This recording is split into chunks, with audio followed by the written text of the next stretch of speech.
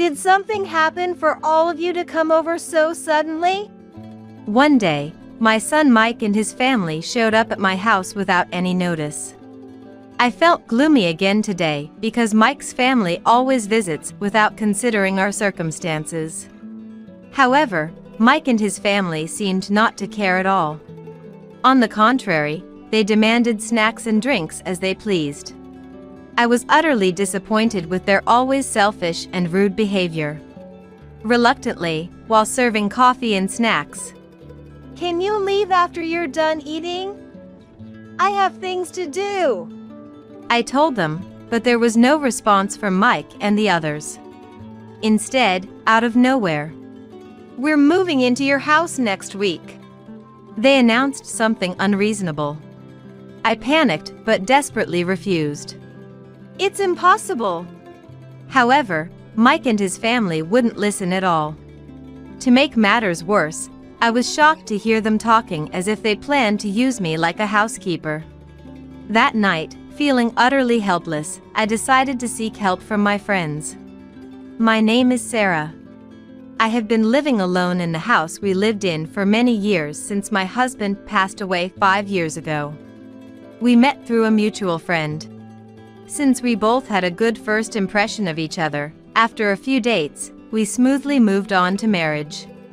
I thought I could build a calm and warm family with my husband, who was kind and considerate. I had such baseless confidence because I loved him so much. But after getting married, I found out he was a bit sloppy, especially concerning work. His salary as a taxi driver was performance-based. So, if he didn't carry passengers and make sales, he wouldn't earn a cent. But at the beginning of our marriage, during the peak of the bubble economy, I thought such worries were unnecessary. However, when the bubble burst, everything changed. Customers vanished all at once, leading to idle days. Naturally, our income dropped to less than half of what it used to be. In a dire situation where taxi drivers competed for passengers, my husband spent his days napping in the car. He couldn't escape the mindset of easy earnings without hardship and lacked a sense of crisis and adaptability to change. Even though there was a base salary, it was barely enough to cover the gas, let alone our living expenses. Faced with either putting in effort to increase sales or considering a career change, We have savings, it'll get better. Just like before, it's all good, said my husband, remaining carefree. But those days never returned, and before we knew it, he was at the bottom of the sales ranking at the taxi company. Even my husband felt embarrassed about the situation and started to panic. But that didn't change his lax work attitude. Still, being at the bottom was embarrassing. He wondered if there was a way to escape this situation while maintaining an easy work life. So, he came up with the illogical action of dipping into our savings to pretend he was making sales. When I realized this, I was truly disappointed and considered divorce. However, my husband earnestly repented, promising to work seriously from then on, so we shelved the divorce talk. Since then, though there were risky moments, he worked hard for the family. I also worked, and together, we supported our family, bought our current home, and paid off the mortgage. Even after my husband's death, I have been able to continue living not much differently than before. We had a son, Mike, our only child. Mike was shy and clingy as a child, but started to become distant after puberty, rapidly becoming estranged. That would have been fine, but around the time he started university, his behavior worsened, and he began staying out late and overnight without permission. Fortunately, he seemed to be attending university, but there was no sign of him working part-time. I was always worried about where his spending money was coming from. And my worries were confirmed. My son had been dipping into the savings we had for our old age. I confronted Mike and my husband about the savings. Then I heard something outrageous from Mike. Dad said it was okay to use it. He said we have savings, so it's fine even if my part-time job is just whatever. I was speechless upon hearing those words. I knew he had a careless personality from the beginning, but I never thought he would teach our child to be carefree too. On top of that, I was furious to find out that my husband had unilaterally decided to let our son use our savings. I talked to my son about repaying the entire amount. But my husband insisted that repayment was unnecessary since he had given permission to use it. In the end, we agreed to waive repayment on the condition that he earns his own spending money from now on. Looking back, I wonder if a stricter approach at that time might have led to a brighter future. With graduation just around the corner, Mike struggled with job hunting. But he ended up failing miserably and became a freeter. Even as a part-timer, there are cases where diligent work is recognized and one can become a full-time employee. I always talked to Mike about the importance of sticking to one job seriously. However, Mike would say, "I'd rather not do that kind of work," and quit almost immediately. While hopping from one part-time job to another, he met his wife, Rala. Rala was 2 years younger than Mike and was a junior in college when they met.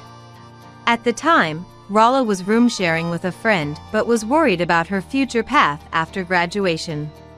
According to Mike, Rala had a bad relationship with her parents and did not want to return home after graduation. However, her room sharing friend was moving out after graduation, and Rala was worried about being able to afford the rent. Mike, who had been Rala's confidant, suggested they start living together along with starting their relationship. Rala accepted, and they became a couple. The two started living together when Rala's room sharing with a friend ended. Then, about a year later, the arrival of our granddaughter, Mary, led Mike and Rala to get married. I had my concerns, but secretly hoped that marriage and having a child might make Mike more serious about work. However, Mike's carelessness towards work did not change.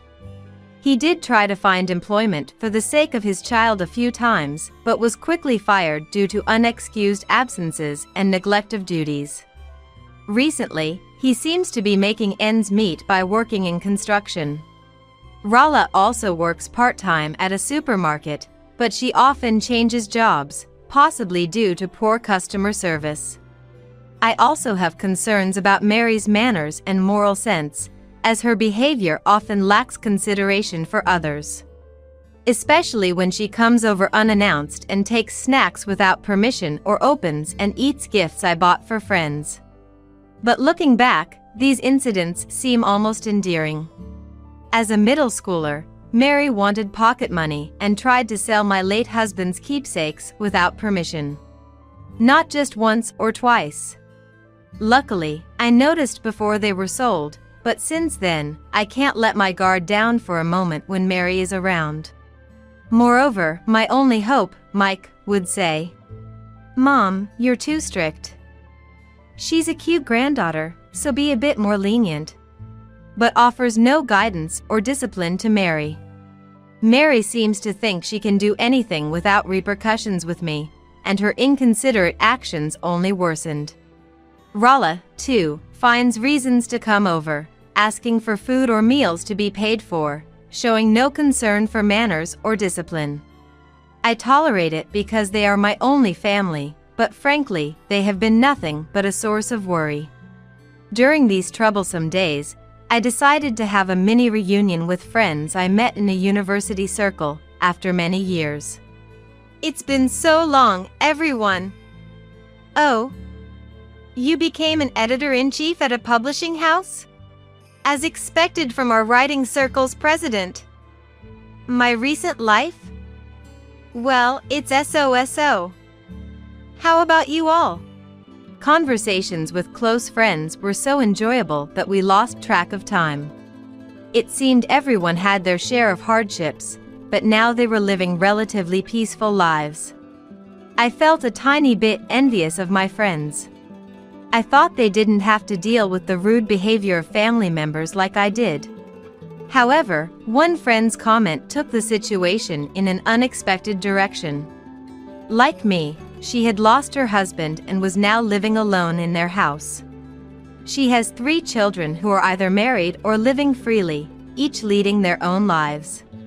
She mentioned not wanting to depend on her children but feeling anxious about her declining physical strength each year. She also wanted to sell her old and uncomfortable house but lacked the courage and physical strength to live alone in a new environment. Though I considered moving to a nearby apartment for the elderly, it was too expensive for me to afford. I've discussed living together due to concerns about old age, but I prefer not to since I don't get along with my daughter-in-law. Then, my friends also started sharing their worries about old age and grievances with their families. Our reunion quickly turned into a life consultation session. I took this opportunity to vent about my son's family to my friends. It was comforting to know that, to some extent, we all shared similar problems. During our discussions, a friend of mine, who is a single editor, suggested, "Why don't we all live together?" According to her, there's a trend of living in shared houses where each household resides separately within one building. It allows for mutual support among friends while maintaining individual privacy, offering more privacy than traditional room sharing. She also shared information she gathered for a magazine feature, including the disadvantages of shared houses, maintenance costs, and the procedures and cost estimates for purchasing a shared house. The more we heard, the more appealing it seemed. I found myself strongly desiring a peaceful old age with my friends over being constantly disrupted by my troublesome son and his wife. This sentiment was shared among my friends. As a result, the proposer, myself, and 2 other friends, who had also lost their spouses, agreed to live in a shared house. At that time, it still felt like a dream. Though we wanted to make it happen, finding the right property seemed daunting. However, a few months after our mini reunion, the friend who proposed the idea found the perfect property. It was a detached house with a garden in the city, offered at a bargain price because it didn't come with land ownership. We all agreed to buy it, considering the land could lead to future disputes. The purchase went smoothly, and all that was left was for each of us to sort out our personal affairs before moving in. I was eagerly preparing for the move when Mary unexpectedly showed up at my house one day. Worried that she might complicate things if she found out about the move, I acted as if nothing was amiss and busied myself with chores until she left. "Okay, I'm heading back now." Mary left in unusually high spirits that day, which left me feeling a mix of fear and anxiety. I feared she might have taken something valuable, so I checked around the house but found nothing missing. Even after checking my wallet, everything was in order. Was it all in my head? I thought, feeling relieved for a moment, until my son and his family's visit the next day proved my intuition right. Did something happen for all of you to come over so suddenly? I was deeply disappointed by my son's family showing up unannounced again. But they seemed not to care at all and demanded coffee and snacks as usual. Thinking they were here to save on meal expenses, I served some snacks and drinks and said, "I have things to do, so could you leave after eating?" However, they didn't react. Instead, out of the blue, "We're moving into your house next week," they announced suddenly. "What? Moving here? Next week? That's impossible." I was confused by the abrupt development. Then Mary revealed the shared house brochure she had taken without permission. "This is what we talked about yesterday. It's a really nice house, right?" That is. Only then did I understand the meaning behind their sudden actions. I tried to argue against it, but the 3 of them wouldn't listen. Instead, "Living with us would be better than you being alone at your age, right? You'll be happy living with cute Mary and Sarah." "Right. We're being so filial. I'll take the best room."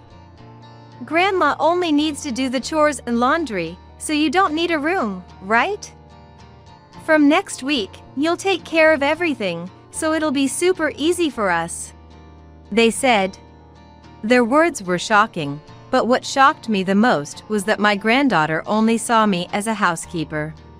Afterward, my son's family, claiming it was a punishment for keeping important matters from them, cheerfully left after collecting money for meals from me.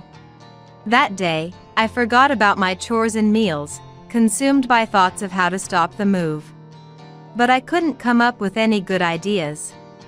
Desperate, I decided to invite my friends over to discuss the matter. The next day, despite the sudden invitation, all members of the shared house gathered at my place. So that's the situation. It's embarrassing to admit, but I'm at my wit's end on my own. It was hard for me to expose my family's shame, but thank you for sharing. My friends responded with open hearts.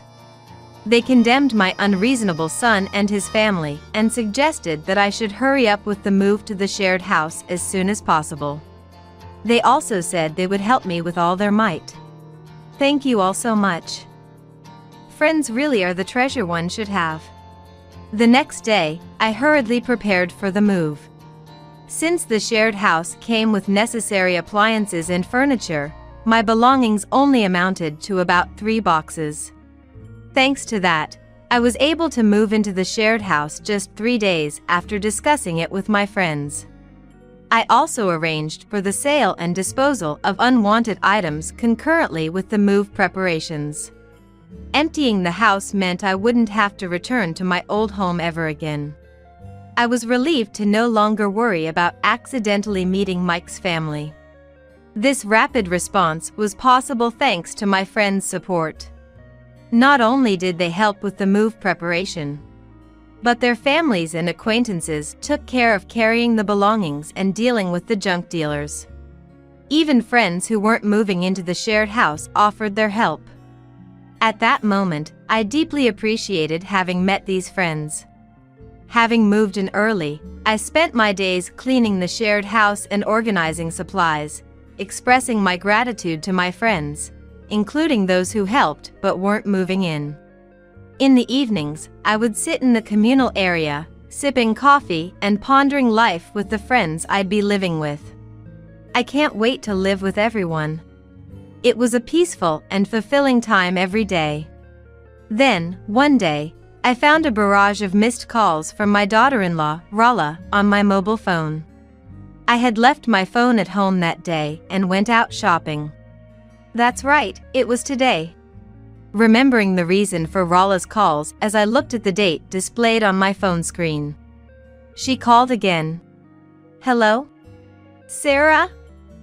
Why aren't you answering your phone? What's this all about? I don't understand. Over the phone, Rala sounded panicked, barely able to say anything besides expressing her confusion. Put me on speaker. What's going on here? Explain yourself properly. Mike, cutting into the conversation, was yelling with an almost crazed intensity. Imagining their faces, I couldn't help but laugh. Have you figured it out yet? What are you laughing at? Explain now. Where did our house go? Your house? I had it demolished the other day. What? You're kidding, right? Why? Well, I was planning to sell the house and land from the start. That's why I said we couldn't live together. Mike fell silent at that. In fact, the family home had already been demolished and the site cleared. When I emptied the house and moved into the shared house, a friend who helped me move asked, "What will you do with the house?" I'm thinking of consulting with a real estate agent to decide what to do. I replied, but my friend suggested demolishing it right away. The reason was, again, my son's family's unreasonable behavior. My friend thought that even if I wasn't there, the family might just move in if the house was left standing, creating obstacles if I ever wanted to sell the property. To prevent this, the best course of action was to demolish it immediately. Moreover, this friend's husband also did demolition work and could start as early as the next day. Having received a considerable sum from selling the unwanted items, I immediately agreed to my friend's proposal and decided to have the family home demolished. This is how I managed to teach my selfish and unreasonable son's family a lesson. What do you mean you were planning to sell? What about us? That's right! We've already terminated our apartment lease. Where are we supposed to live now? That's not my problem. Talk to the landlord and maybe you can move back into the apartment. That's impossible, you know? I don't want to go back. Everyone avoids me at the previous place, and I'm banned from all the shops there. I was inwardly shocked at Mary's comment. It seems her self-centered behavior wasn't just limited to my home. Summarizing Mary's complaints, it appears she had been repeating her selfish actions at friends' homes and restaurants. Though she showed no remorse or awareness of her actions as nuisances, she felt alienated due to the cold reactions from those around her. At a time when moving to our home and transferring schools presented an unwelcome restart for Mary, she expressed a strong desire never to return to her previous home or school. Similarly, my daughter-in-law Rala shared her reasons for not being able to return to our previous home. It seems Rala often caused financial troubles at the supermarkets around the apartment, not only as an employee but also as a customer, leading to her being banned from entering, just like Mary. She complained about having to use more expensive online supermarkets or travel to the next town for shopping. Although she mentioned the apartment lease was terminated, it turned out they were nearly evicted due to continuous rent arrears. The more I heard, the more speechless I became at their pitiful tales. Why would you sell the house if you were just going to renovate it? That's not what we agreed on. Renovate? Who said anything about renovating? Mary did. When I heard the discussion, I assumed you were turning it into a home with rental units. That would mean it's only right for us, your family, to live there. But selling it? That really makes no sense. Oh, that's what this was about. I thought something was off. This conversation with Mike finally cleared up my confusion. At the same time, it made me painfully aware of my son's family's selfishness, prompting me, "Figure it out yourselves from here," before hanging up the phone. This would finally sever my ties with them. I felt a wave of relief, as if a weight had been lifted off my shoulders. However, a few days later, Mike and his family unexpectedly showed up at the shared house, having somehow found out where it was.